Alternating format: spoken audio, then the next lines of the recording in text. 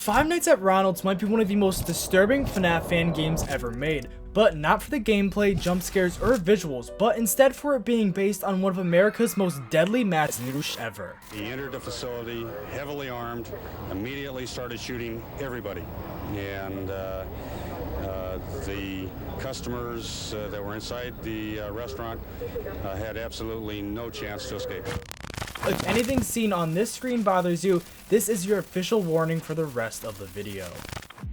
Five Nights at Ronald's is an indie point-and-click survival fan game developed by Tan4 Games, which was released in 2015 and was popularized due to many popular FNAF YouTubers playing it around that time. Due to the game's age, along with the developer's skill level, it is very similar to many early FNAF fan games, meaning it is, well, to say the least, very flawed in its graphics, story, gameplay, and so on. But this game, like many other early FNAF fan games, managed to gather a rather small audience of people playing it and posting videos about it online due to its unique premise and so on. But as the years have passed, the game eventually faded into obscurity, being forgotten by many and even the developer himself, with only a sheer amount of people remembering the game or having active interest in it still. But luckily, someone who still remembered this obscure FNAF fan game reached out to me and told me about its existence and its disturbing story behind it. So after I was told about what the game's main inspiration behind its story was, I immediately began researching it to see if any of it was true, which after looking into it deeply, I was led down a very disturbing and grotesque rabbit hole that isn't for the faint of heart. Five Nights at Ronald's has a very simple premise. The player sits in an office and monitors security cameras positioned throughout the building to observe the animatronics. The player has a limited amount of power to close the doors on either side, and the player must use the camera feed locations in the building to hold off the animatronics, which the player does by using the doors. The player also has to recharge a certain light on one of the cameras at the same time to prevent being jump scared by a character that acts very similarly to the puppet in FNAF 2. If the player fails to do any of this, they will be jump scared and will need to restart the night. Then to advance to the next night, the player must survive from 12 AM until 6 AM, just like how you do in any of the other FNAF games. Throughout the nights though, the player will be up against 6 animatronics that must be avoided, which are Ronald McDonald, the Hamburglar, Grimace, Birdie, Mayor McCheese, and Inflatable Ronald. Then on the custom nights, there is also a special animatronic that can be seen, which is known as Negative McCheese, but we won't be talking about him or the custom nights as they're not really relevant to this video. But just like any of the FNAF games, all of these animatronics slash characters act differently in an attempt to kill the player, so let's go over what all of them do real quick. Ronald McDonald becomes active on night 4, and he can be seen lying on a green surface in Cam 2. Once active, he will move throughout Cam 4, Cam 5, and Cam 6 before standing in Cam 10. If not stopped in time, Ronald will ignore the right blind spot and directly jump scare the player, whether they are checking the cameras or not, but when fought off, he will just turn back. Ronald will also attack the player when the power goes out, at any night. While Hamburglar and Grimace are standing at the doors, Ronald will stand in front of the player. Then after a few moments, the remaining lights of the office will turn off, turning the room completely dark, in which Ronald will then eventually attack the player, resulting in a game over. The Hamburglar becomes active at night 1. He can be found lying on the ground in Cam 1, along with many of the other animatronics. Once active, he will move throughout Cam 4, Cam 6, and then Cam 5, before staring at the camera in Cam 9, in which he will eventually reach the left door of the office. If the player does not shut the appropriate door in time, he will disable the lights and the door, and will jump scare the player if they use the monitor or attempt to use the now disabled lights or door. Grimace also becomes active on night 1. He can also be seen on the ground in Cam 1 along with all the other animatronics. Once active, he will move throughout Cam 4, Cam 5, and Cam 6 before standing in Cam 10. Then afterwards, he'll reach the right door of the office. If the player does not shut the appropriate door in time, he will also disable the lights and the door, and will jump scare the player if the monitor is open or if they attempt to now use the disabled lights or door. Birdie becomes active on night 2, and can be seen lying on the ground in Cam 1. Once active, she will slowly leave the room as seen throughout Cam 3, barely opening the door at first, then standing in front of the door and leaving the room entirely. If Birdie does not appear on the cameras, it means she is going to run in Cam 9, but seeing her running in the hall will most likely result in certain death if the left door is not shut, as she is way too fast to react to. The only way to avoid her is by shutting the left door before checking the cameras. Then there is Mayor McCheese, who becomes active on night 3, where he can also be seen lying on the ground in Cam 1. Once active, he will move throughout Cam 3, Cam 4, Cam 5, Cam 6, or even Cam 0 before trying to get into the ventilation system in Cam 7. The player must use the repel system to fend him off, otherwise he will enter the ventilation system and cannot be stopped. He will then jump scare the player if they check the cameras when he is at the vent exit. Finally, there is Inflatable Ronald, which also becomes active on night 1. He is placed in a box at the far right side of the restaurant, Cam 8, and must be stopped by a light which the player must keep charged. If the player does not charge the light, he will leave the box and enter the ventilation system to jump scare the player. Five Nights at Ronald's is very similar to many other older FNAF fan games from around that time, with it having gameplay mechanics similar to the older FNAF games while also being extremely buggy and while also being very simple and easy to play and so on. I mean, after explaining what all of those animatronics do, it's clear to see that they all act the same as every single animatronic from FNAF 1 along with some from FNAF 2, which this kind of shows off, well, to an extent, the game's originality. But if that's all we took a look at, then the game would be just that. Another old, mediocre FNAF fan game forgotten due to time, but if you can look past that and look deeper below the surface of what this game has to offer to the player,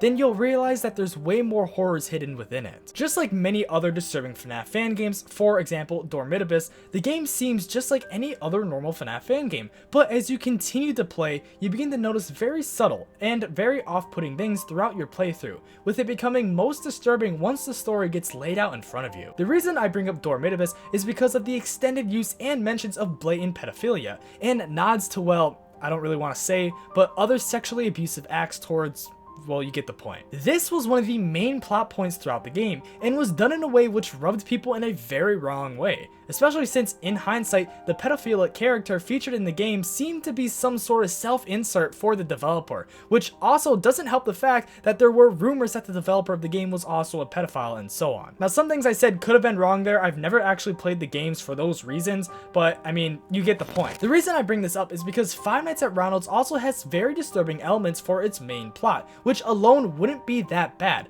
although a little distasteful, but is amplified to a whole nother depraved level due to its plot being based off of a real mass shooting at a McDonald's, which took place in the mid-1980s. But where in the game's story is it mentioned or even referenced that it's based off of a real event like this? Well, when starting the game, you get a call from Phone Guy, which in most FNAF fan games serves as a tutorial of sorts and gives the players some exposition on what you see in the game and the story behind everything. But this game takes a very gruesome turn the second the phone gets answered on night 1. Hey there, if you're hearing this, it may be your first night as a security guard in the restaurant McDonald's. Great, isn't it? I know. Working here may be kind of scary. You'd be surprised of how disturbed an employee can get after 6 homicides took place. Look, the last security guard was angry with the manager because he got fired and really needed the money for his family. The next day, he returned and shot everyone at the place. Yeah, it was awful. After that day, people stopped coming. So, we needed to bring our clients back. And we did it with the same technique as always. Buying animatronics. The kids love them. So we got some animatronics that move and spend time with the kids. But they move at night too. And they are looking for someone. In this case, it's going to be you. You don't want them close to you. So that's why we got some doors to stop them, lights to see them, and cameras to know where they are. You can't use them a lot because they consume energy. And if you run out of power, they will get you. And they will stuff you into an animatronic costume. And you know what happens next, right? Look, I've worked there before, and there's nothing to be afraid of. I swear. Well, that's it for today. Oh, I almost forgot. We once had an inflatable Ronald at the top of the restaurant, but it is now out of order and we stored him in a box. The thing is that the inflatable can move in dark rooms, so you may need to recharge the light of the room constantly. Well, good luck. Without any prior knowledge of this game being based off of a real this call might just seem like any other phone call seen in other fan games with just a way darker undertone, but as the nights progress, they get increasingly worse. Hey there, welcome to your second day of work. I'm sure you haven't gotten into trouble in that office, right? Well, the animatronics do become more active each night that passes, so you may need to be more active too, alright? Also, you should keep an eye on the chicken animatronic. It may run to your door pretty quickly. Well, I don't have so much time left. I really need to go. My son is in the hospital, and I really need to see him. Well, that's all for today. Good luck! Night 2's call is way more tame than the last, with Phone Guy just telling you about another animatronic and mentioning that his son is in the hospital, but it only gets worse from here. Hey there. Do you remember yesterday when my son went to the hospital? Well, he got an infection, and I don't have any money for the treatments. I don't even know where I will get the cash. I guess I need to stay here. Well, you get back to work. Oh, and if you see the burger head animatronic in the cameras, you will be in big trouble. He will get inside the ventilation system in the office, and he will get you. So before he gets there, you should repel him with the flashing light we got for you. But try not to use it too much, since it does consume a lot of power, and it does take some time to cool down. Just be careful. Well, good luck. Again, Night 3 isn't that bad. Phone Guy just gives the player more advice on how to survive against the animatronics and so on. But again, he mentions how his son is in the hospital and that he needs money to pay for his treatment. And well, Night 4 is where it all goes to hell. What do you expect from society when they just take what you really love? Forgiveness? That's not enough for me. My son could have been saved, but they just had to fire me. They only cared about the money, even though they already had enough. They never cared for people like me, not even for my son. Now I want revenge. I want everyone to feel what I'm feeling right now. Society had its chance. Society had its chance. The final words we hear from Phone Guy in this game. Night 4 begins with no help from Phone Guy, but instead a message filled with hate and anger. This call suggests many things, with one of those things being that the Phone Guy's child died in the hospital due to his infection, which Phone Guy couldn't treat because he just got fired and couldn't afford the medical bills. I mean, it's the only feasible explanation for such a radical change in tonality compared to the previous night's calls. But this different tone shown to us, along with what Phone Guy says, also seems to suggest some other very disturbing things regarding the game's story. Phone Guy's statements throughout Night 3 and 4 are strangely similar to what the former security guard did, which was murder 6 people in the McDonald's after losing his job because he too needed money for his family. These calls in a way suggest that Phone Guy might actually have been the same security guard that murdered all of those people, which is also supported by the ending cutscene, where we can see a gun next to a picture of a kid and his father. This ending could also suggest that the murders never happened, and that the Phone Guy was going to make them real, or that he was going to commit similar murders. This story, along with many other things seen and heard in game, have various similarities to one of America's most deadly mass shootings in history, with that being the San Ysidro McDonald's Massacre, which happened on July 18th, 1984, where the gunman, 41-year-old James Huberty, fatally shot 22 people, one of which was an unborn child, and wounded 19 others before being killed by a police sniper approximately 77 minutes after he had first opened fire. Warning, this is where the video gets extremely graphic and violent, so extreme viewer discretion is now advised. Now you might be thinking, well, how does this massacre have anything to do with Five Nights at Ronald's? The only thing consistent with that is that it took place in a McDonald's, and that's where I'd say you are wrong. Because the deeper you look into the story, the more and more similarities you'll begin to see to this game and this incident. James Oliver Huberty, born October 11th, 1942, was born in Canton, Ohio, and was the second of 2 children whose parents were Earl Vincent and Eichel Evelyn Huberty. At the age of 8, James' family would move to a farm outside of Canton,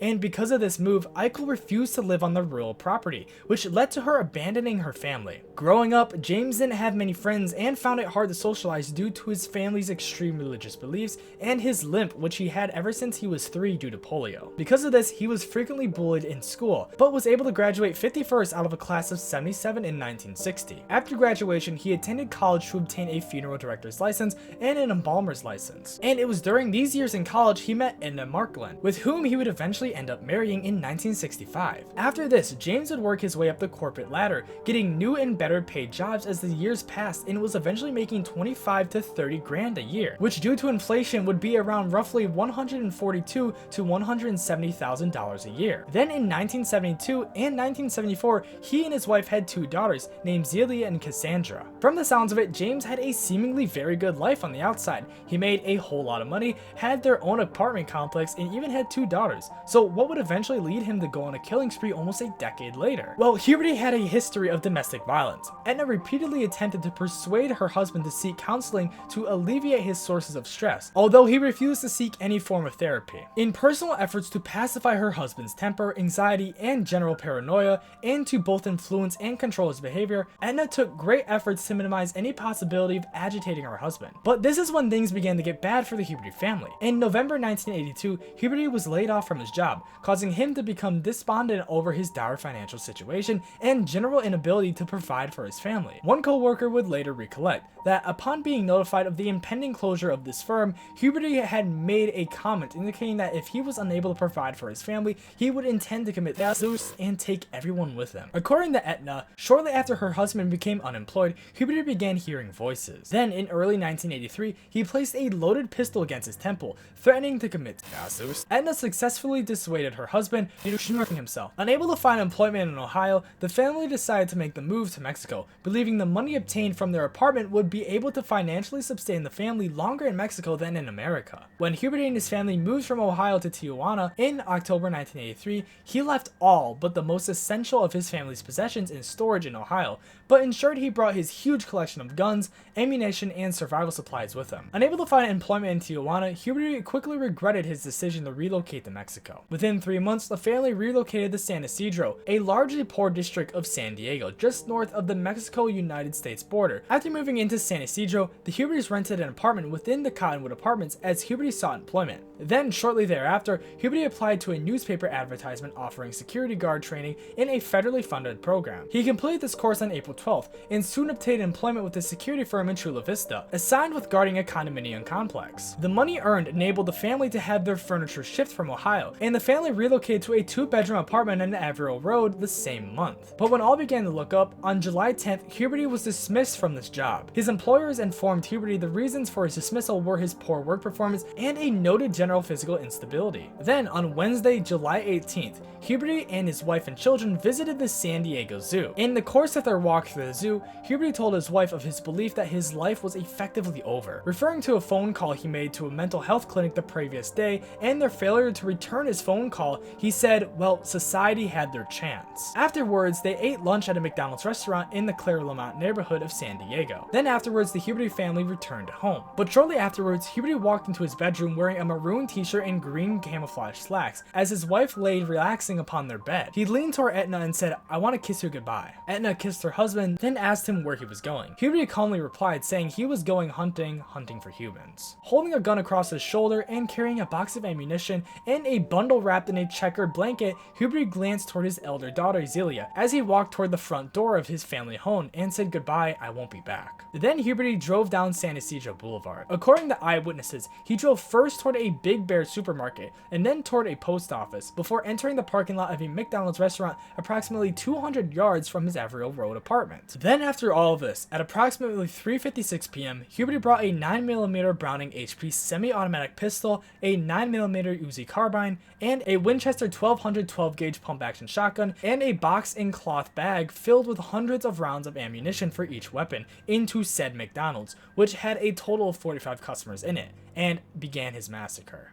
This incident, along with what led up to it, was the main inspiration for the story of Five Nights at Ronald's. While not taking the whole story and applying it to the game, there are very heavy mentions of it throughout the game's story, and even in some of its gameplay elements and so on. Enough to the point where it's definitely not a coincidence, but was 100% intentionally put there by the developer. With all this being said, personally, I think it's very distasteful to include such a horrific crime into your game, especially with the sheer amount of brutality that occurred during this massacre. Now, I know we already looked at the phone calls already, along with some other things regarding the story slightly, but I want to compare all of these similarities from this case to these phone calls while also looking at other things in the game and its story to show what exactly makes it based off of this massacre. Looking a bit deeper into the phone calls, there's mention of the fact that the old security guard was angry because he got fired, and in return killed 6 people in the restaurant because he needed money for his family. Then as the nights progress, the calls begin to show Phone Guy's anger towards society and his boss for firing him,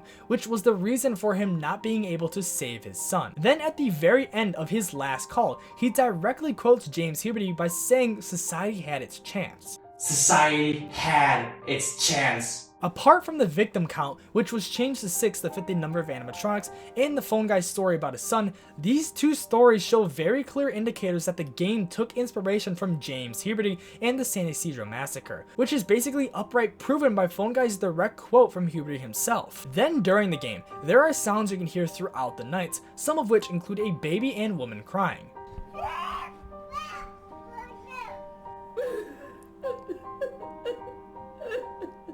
During the massacre, James murdered many women and even babies, so this could be a coincidence or a direct reference to some of the victims. Then there's another one where the audio file is literally called Massacre, which oddly sounds like a news broadcast for the actual news, but I'm not 100% sure on that because I couldn't find anything on it. Haunt us forever. Open fire. But if one of you guys can prove that this did come from a news report from the actual incident, then that would be really interesting to see, because then that would 100% confirm that this game was based off of that incident. But then there's the ending of the game, which I feel is the final nail in the coffin for this. In the ending image, you can see a check, gun, and picture along with some toys. The picture shows a dad who looks to be wearing a security guard outfit and his son in front of a McDonald's. The security guard element in this story can also be considered a coincidence, since both James and the gunman in game were both security guards before getting fired and then subsequently committing the crime. Then next to the picture there is a gun, which is seemingly based off of a Browning P35 high-powered 9mm pistol, which was one of the exact weapons that Huberty used during his massacre. Then next to that, there is a check that goes out to the player, who is named John Hilbert, which sounds very close to James Huberty. At least the same initials are there, but I mean, you can kind of see the correlation. It's very close. Future Gavin here. I'm just finishing editing this video and I looked at the check a little bit more closely to see if I can see any more additional information, and I noticed that the check looks to be dated for July 17th and the year isn't shown, and well, the massacre happened on July 18th, which also further proves that, well, you know, this could be related to the massacre. Now, I mean, say what you want to say about the game. Whether you find it unique or just mediocre, there's definitely a lot of thought put into its story if it did take inspiration from this massacre, as the comparisons and correlations to both stories have a lot of similarities. But I mean, what do you guys think? Am I just overthinking this, or is there definitely some correlation here from this massacre in, you know, the game? But if you think this game is in bad taste, or it's just overall not very good, then you can watch this video on screen right now, which talks about even more worse FNAF fan games.